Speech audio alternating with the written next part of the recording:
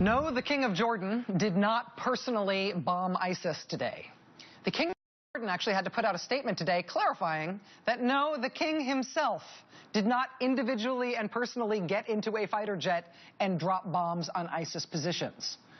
Even though the He-Man rumor mill about the king today said otherwise, said that he personally was flying those jets. Yes, Jordan's Facebook page posted this photo of the king in army fatigues. Yes, he is a trained Cobra attack helicopter pilot. Yes, he is a hands-on enough king that he drove himself home from the airport when he flew back to Jordan yesterday in response to ISIS killing a Jordanian pilot. But no, this was not him personally doing this.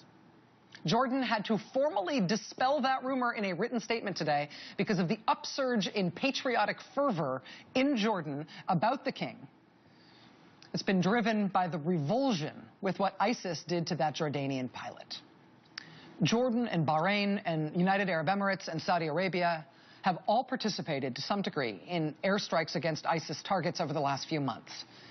Those countries, though, usually don't say when they're doing it or how many airstrikes they've been part of. Jordan today broke that silence and gave away that sort of plausible deniability all these countries have had about how much these countries really are attacking ISIS. And Jordan today announced very proudly that it was 20 Jordanian F-16s today who attacked ISIS targets in Syria. No, the king wasn't flying one of them, but it was 20 Jordanian jets. And then they released video showing those airstrikes against ISIS targets. Nobody knows how much more Jordan is now willing and able to do against ISIS that they haven't been doing before today. But this show of force today was basically a military roar from that country as they are enraged by the torture and murder of their Air Force pilot at the hands of ISIS. In the wake of that ISIS video showing the death of a pilot that was released yesterday, it was reported yesterday in the New York Times that one of partners in this coalition against ISIS, United Arab Emirates, they have not participated in airstrikes at all since that Jordanian pilot crashed and was captured inside Syria on Christmas Eve, excuse me. The UAE reportedly told the United States that they didn't think there were adequate search and rescue assets in place to protect and rescue pilots if a pilot did crash during these anti-ISIS airstrikes.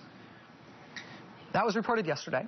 The U.S. military pushed back against that concern after the New York Times published this report. But today, look at this. Today, defense officials say the U.S. military has now moved to address those concerns. The U.S. military has now moved search and rescue crews closer to the action. They have moved search and rescue crews into northern Iraq, which is what was requested by UAE. Quote, the action is intended to shorten response times for search and rescue teams. If, God forbid, another pilot from any country goes down over ISIS-controlled territory, will this change, this shift of the search and rescue assets, will that make it more likely that that pilot could be rescued instead of captured by ISIS? If so, 6 months after pilots started flying these sorties against ISIS, why did it take until today to do it? Why did it take until today to move the search and rescue crews closer to the battlefield? Maybe there's a good reason it didn't happen until today, but I'd love to hear it. Maybe we'll find out if and when Washington debates what we're doing against ISIS, whether it's working and whether it can be done better. Now I can report that that might finally happen. There's news today that congressional leaders have been told by the White House to expect that in the next few days, the White House is going to send over draft language for Congress to debate on and vote on about authorizing this war that we are already now 6 months into, finally. Joining us now is a member of Congress who has been pushing as hard as anyone for Congress to take an authorization vote on this war, Congressman Adam Schiff of California, top Democrat on the House Intelligence Committee. Congressman, thank you so much for your time tonight. Good to be with you. So you have been one of a few persistent voices in Congress saying Congress needs to vote to authorize this war against ISIS. Do you now feel like it's finally going to happen? I do, and it's obviously been a very long time in coming. We're almost 6 months into this war. Before the elections, I think the administration and members were content to go into elections without having to have a potentially difficult debate and vote on this. And then after the elections, there was a desire to put it off even more.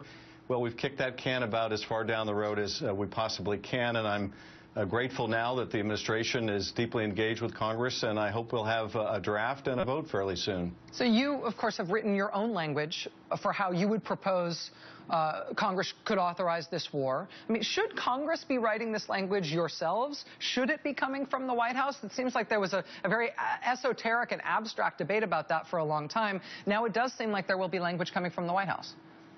Well, we did have a long debate over that, and frankly, the Congress itself, whether we're usually the institution that drafts it or the administration does, it's the Congress's interest in it that's most at stake. If the administration continues to rely on these two old authorizations, it doesn't in any way eviscerate the administration's power to make war, but it does mean that the congressional check and balance is seriously diminished. So whether it should have come from one quarter or the other, we have the most at stake here, and I think we should have done a lot more proactively to make this happen. But ultimately, it is happening now, and it's going to be a tough call because there are a number of very important issues to be hammered out. We had a minor miracle on this show this week when a Republican, a serving conservative Republican senator, agreed to come on this show. It was Senator Johnny Isakson of Georgia, and we were talking about the veteran suicide prevention legislation that has passed and the president is expected to sign soon. But I asked him if he thought there was any other area of policy where there might be a true bipartisan vote, or at least a nonpartisan vote, where people's party affiliation didn't predict how they were going to come down on an issue. And the one thing that he singled out was an authorization for the use of military force. He proposed to me, as a conservative Republican senator, that he thinks this vote is going to be unpredictable and not driven by party politics. Do you agree with him on that? I agree with him in part. I mean, this bill won't break down along complete party lines.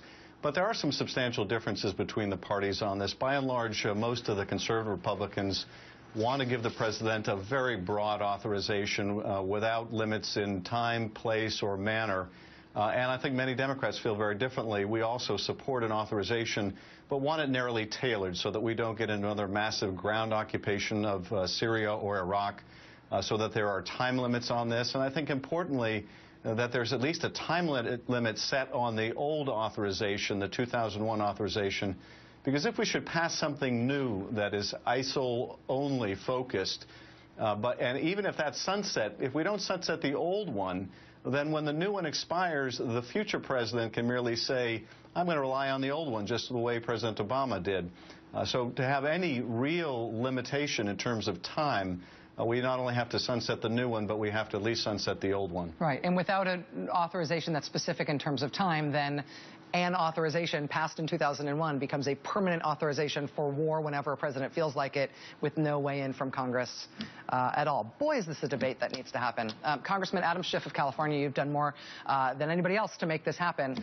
Thanks very much for your time tonight, and congratulations on making it this far. Thanks, Rachel.